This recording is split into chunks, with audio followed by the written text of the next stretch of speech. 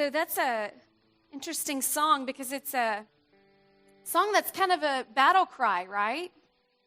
It's a song that says that there's something good for us, and it's a different kind of fight, right? It's not a physical fight that we're talking about in this song. It's some would say a spiritual one.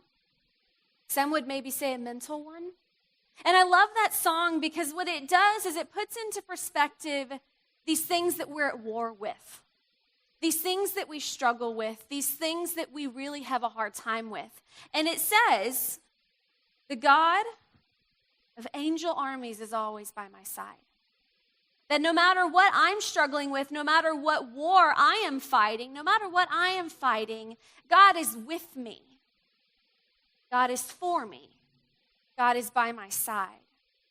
Tonight we're continuing this sermon series that we're calling Faith Under Pressure. And we're looking at this story of Joseph. Joseph in the Old Testament. We're going to talk a little bit more about him in a minute. But I have a question for you as we start tonight with this faith under pressure. What happens when you put good people, good people, you may even say Christians, into maybe a bad situation? What happens when you put good people into a little bit of a confusing situation, into an unknown situation? What happens if you maybe put a group of people into what some would maybe call an evil situation? There was a man by the name of Philip Zimbardo. Has anybody heard that name? In 1971, he did a little bit of an experiment. He's a psychologist, and he wanted to know an answer to that question. What happens when you put good people, average, everyday people, into what some may call an evil situation? You see, what this psychologist did was he gathered a group of college students and said, what would happen if we put you in a jail environment? We'll divide you up. We'll put half of you as the guards and we'll put half of you as the prisoners. And for 2 weeks, you will have those roles. That's what you will do. What happens when you put good people into what some may consider an evil situation? A different kind of role. What happens when you put people into a prison type situation? Well, that's where we meet up with Joseph tonight. Joseph, as we learned last week, is in a little bit of a predicament. And tonight he finds himself even in prison. Last week, Rich opened this series and talked about the beginning life of Joseph. Joseph was one of many, many brothers. But he wasn't just a brother. He wasn't just a son. He was the favorite. He was the one that his father Jacob loved the most. And Jacob loved him so much that he gave him this beautiful robe that was beautiful and colorful. And so all the other brothers knew that Joseph was more loved, more favored than any of the other siblings. Well, if that wasn't enough, Joseph maybe made his predicament a little bit worse. You see, Joseph then went on to have these dreams about how he would become a great leader, how he would become somebody that all of the nations would bow down to. All the people would see him as a king one day. Now, if you're a brother to Joseph, that maybe doesn't work out for you so well. And the same was true for Joseph. In fact, it ended up landing Joseph in a pit. His brothers were so angry with him, they were so annoyed with him that they decided to throw him into a pit. And so tonight we meet up with Joseph, and he's just been thrown into this pit.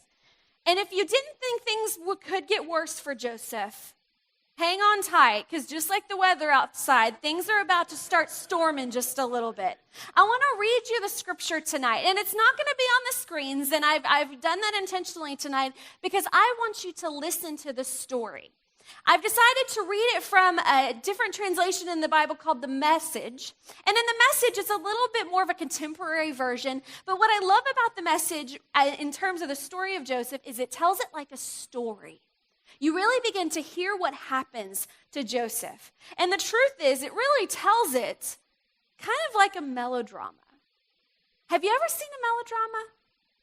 So in a melodrama, there's a bunch of different people on stage, and as they come on stage and begin to act, there's a good guy and a bad guy, there's a villain and a person who saves the day, and as the melodrama happens, people boo and hiss, and then they yell, hooray. Now, I thought about having y'all do that tonight, and if you want to, go for it, because I'm going to read this dramatically, but I'm going to do it for a reason.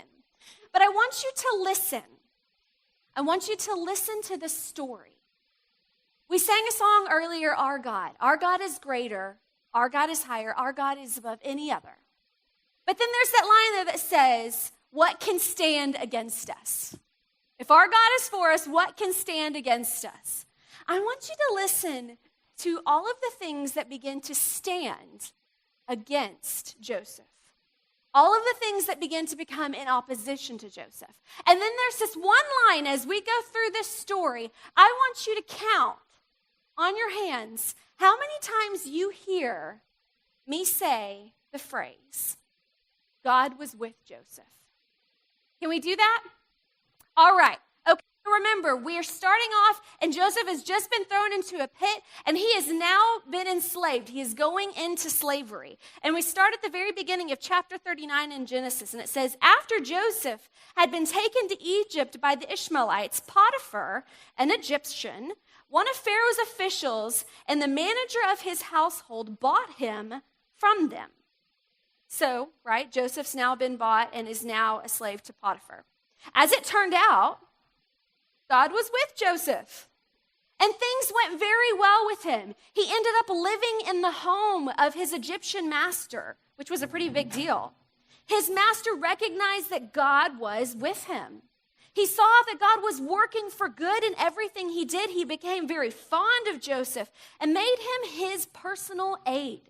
He put him in charge of all of his affairs, turned everything over to him. From that moment on, God blessed the home of the Egyptian, all because of Joseph. The blessing of God spread over everything he owned at homes and in the fields, and all of Potiphar's family had no concerns and were eating 3 meals a day. Now, I eat 3 meals a day, but that's a big deal during this time to get to eat 3 meals a day. They were doing really, really well. Now, turning point in the story. Joseph was strikingly handsome. Yeah, you kind of know where this is going, don't you? As time went on, his master's wife became infatuated with Joseph and one day said, sleep with me. We dismiss the kids? Yeah. He wouldn't do it. Go, Joseph. She pestered him day after day, but he stood his ground. He refused to go to bed with her. Go, Joseph. On one of these days, he came to the house to do his work, and none of the household servants happened to be there. She grabbed him by his cloak, saying, sleep with me. He left his coat in her hand and ran out of the house. Go, Joseph. When she realized that he had left his coat in her hand and run outside, she called to her house servants and said, look, this Hebrew shows up, and before you know it, he's trying to seduce me. He tried to make love to me, but I yelled as loud as I could. With all my yelling and screaming, he left his coat beside me here and ran outside. She kept his coat there until his master came home. She told him the same story. So this is the part where you would go, boo, hiss, yeah. When his master heard his wife's story telling him, these are the things your slave did to me, he was furious. Joseph's master took him and threw him into the jail where the king's prisoners were locked up. But they're in jail. Can you guess it? Yeah, God was with Joseph. He reached out in kindness to him. He put him on good terms with the head jailer. The head jailer put Joseph in charge of all of the other prisoners. He ended up managing the whole operation. The head jailer gave Joseph free rein, never even checked in on him, because God was with Joseph. Whatever he did, God made sure it worked out for the best. So Joseph gets thrown into this pit and then goes into slavery. is bought by Potiphar, and then Potiphar's wife starts causing trouble. And so if you didn't think things were going to get bad for Joseph, they get even worse. And what Joseph finds is he is in the middle of it all. Have you ever heard yourself say that before? I'm in the middle of it all. Either in a family dispute or in the middle of a really hard week, maybe at work or maybe in traffic. Have you ever said, I am in the middle of it all? Joseph finds himself tonight in the middle of it all. And yet we continue to hear this phrase over and over and over again. It's a phrase that Rich pointed out last week. God continues to be with Joseph. Now, it's one thing for God to be with Joseph when things initially get bad. But now Joseph is in the middle of it all. And over and over again we hear, but God was with Joseph. But God was with Joseph. And I wonder what it may mean, and I wonder what it might be like to have these strands of hope pulled all throughout the story. Throughout the entire story of Joseph, not at the very beginning when things are okay, but then they get kind of bad, and not at the very end when things maybe turn around, but in the very middle of this story, we see this message of hope. And I'm left wondering, well, how? But I'm also left wondering why. Why in the middle of it all do we see God saying, I am still with you? And how, in the middle of it all, can we really know? How did Joseph really know that God was really with him? There's a story of a father and a young daughter who had lost a mother.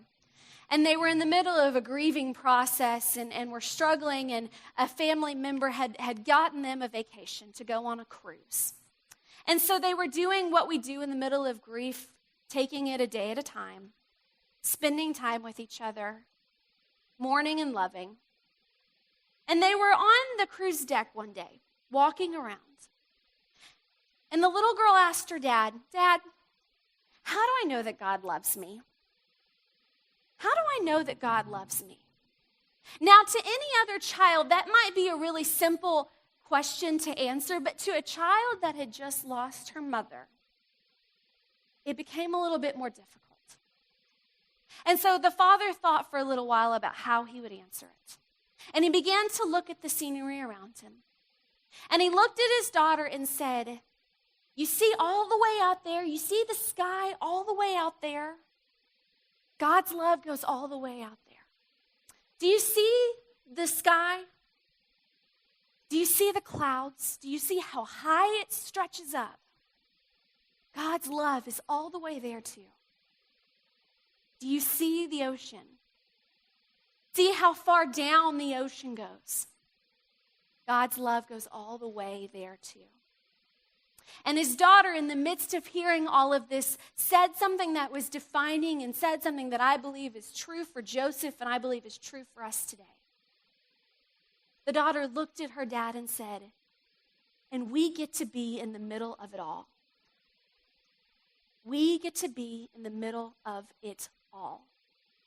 In the middle of chaos, in the middle of struggle, when we think things cannot get worse, could not get worse, we see a God who not only says, I'm with you, we see a God who is with us right in the middle of it, who doesn't leave us right in the middle of it.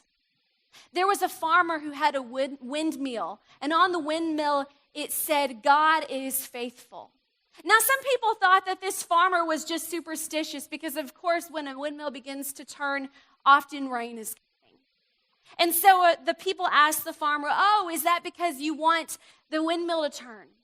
And the farmer looked at the people and said, it says God is faithful because whether the wind is blowing or whether the wind is not blowing, God is faithful. It seems as though Joseph seemed to understand that God's faithfulness, that this understanding of God being with him was not based on his circumstances. It was not based on how bad things were or how good things were. It was just a matter of who God is. That it didn't matter how bad things got, and it truthfully didn't matter how good things could be. God would remain faithful. God would remain with Joseph. In that song, Great is Thy Faithfulness, it's an old hymn. There's a word in there that I think is so fitting. Strength for today and bright hope for tomorrow. Hope is not an optimistic concept that we can maybe grasp one day. Hope is this realization of God with us in the middle of it all. God's faithfulness in the middle of it all. One of the other things we see, though, in the midst of this story of Joseph tonight is even in the middle of it all, when things are really bad, Joseph seems to still do really well. We learn that as a slave, he becomes very favored by Potiphar. He gets to even live in the house with the family, which was very rare. He does well at his work. And then we see, even by the time he gets to jail, when he goes to jail, he becomes friends with the inmates. He becomes friends with the guard. And it says that even the guard never even checked up on him because he was doing so well. And we hear that phrase again, because God was with Joseph. Now, we might see those two examples and think that, Joseph was pretty successful. It seemed that no matter what was thrown at Joseph, Joseph seemed to be very successful. And that word successful is used over and over again in the Old Testament. In other versions, other than the Message, in the NRSV and in the NIV, it's a word that says prosper, that Joseph prospered. But I maybe want to give you another word tonight. That yes, maybe Joseph was successful, but I don't think that Joseph was after success. I think that Joseph was after significance. I think that Joseph was looking for what was significant to God. You have to imagine in the midst of horrible circumstances, especially after coming from so much, that Joseph maybe wasn't looking to be successful in the way that we define success, but maybe he was looking around for what is significant to God. I wonder if that's a word for us tonight. Are we chasing success, or are we looking for what is significant to God? Are we seeing people the way that God sees them, or are we too focused on ourselves and on chasing success that we don't really know who God is pointing us to and what God is pointing us to? There was a priest who worked with a group of juvenile students who were just coming out of jail. And as he was working with them, he began to wonder what he might do with them that might make a difference. He wondered what he could do in terms of work that would get them back on their feet, that would give them a re-entry into culture and society in a way that would not end them back up in jail. And he decided to do something a little bit different than other people. He decided to have them work at a flower shop. Each day, cutting flowers, creating floral arrangements for people who come in.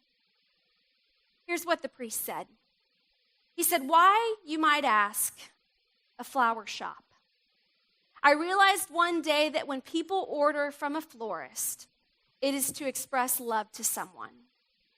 And for the first time, these young adults saw people intentionally picking out flowers, and for others, and for the first time, they saw love being given to someone else. And they got to be part of it. Giving love to someone else. Intentionally doing something for someone else. Maybe that didn't matter on a global scale. Maybe didn't matter to other people. But for a group of young adults who maybe had never seen love before, they got to see love in a tangible and real way. Friends, I don't think that the things that we do in our day-to-day lives are insignificant. I don't believe that the way in which we live and even the small acts of kindness don't matter. I actually think that they matter a lot, and they matter a lot to God. Because God's not looking for our success. God's not looking for the way in which we climb a ladder. God is looking for what is significant. what is significant to God is the way in which we love one another. So this guy, Philip Zimbardo, remember me telling you about him at the very beginning? So his research didn't work out the way he wanted it to. His experiment didn't work out the way he wanted it to. In fact, when he divided up the students into inmates and guardians, what ended up happening is that they took on their roles so severely that it ended up in violence and chaos. The 2-week experiment only lasted 6 days because it became unhealthy, because it became a hazard, it became dangerous. And so it became a big question around why, after only 6 days, these people who were good, these people who had not had trouble before, were struggling to even get along. It was because they began to play their roles a little bit too seriously. The guardians began to push the inmates around. The inmates began to revolt and be angry. The inmates began to only see themselves as a number, not worth anything. And as they began to play these roles, they lost sight of reality. They lost sight of their significance. And I wonder what would have happened to Joseph if Joseph had have lost sight of his significance. What would have happened to Joseph if he would have lost sight of God being with him in the middle of it all? Because by this point, Joseph was abandoned, Joseph was enslaved, and Joseph had been imprisoned. Joseph is in the middle of it all. Yet God still sees him as significant, and Joseph still sees the things that he does as significant. What does it look like for us to see what we do as significant each and every day? To define ourselves not by the labels that culture gives us, but instead by the label, beloved, that God has given to us. What does that look like for us?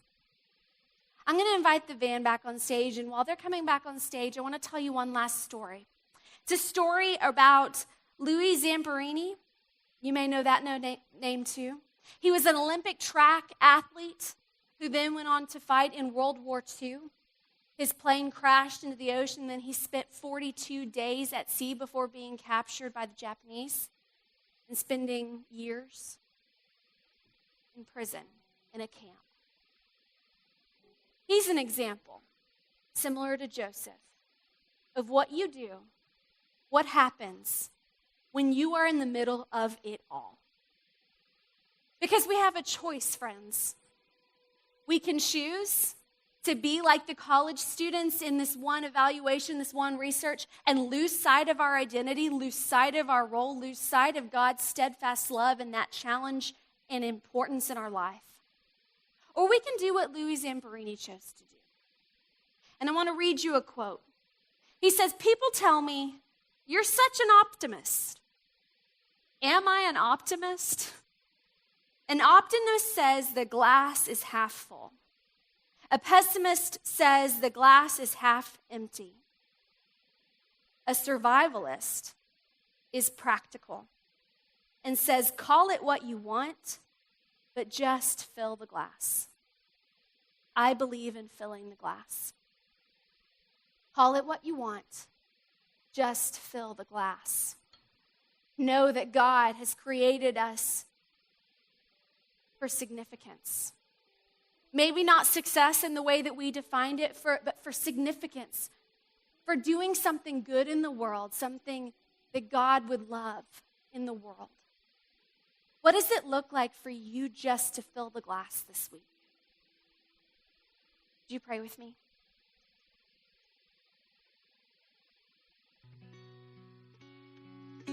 God, we know that sometimes our faith is under pressure. We know sometimes that it is hard to be a Christian. We know that label sometimes doesn't come with the nicest smiles. We know that sometimes it's hard to stand up for our faith. God, we also know that there are times when it is hard to be a Christian, when we feel our faith under pressure because we are in the middle of it all. So God, in those moments, give us the image of the windmill, that regardless of whether it blows or stands still, that you are faithful, that you will not leave us, that you are with us in the middle of it all. Help us to know that you surround us with love. And God, remind us in the middle of it all that we are significant, that you call us to do something significant in our lives and to define our lives by that significance. God, as we go out from this place, continue to shower us with your love. Continue to help us know that when we are under pressure, your love is with us, always. In your holy name we pray. Amen.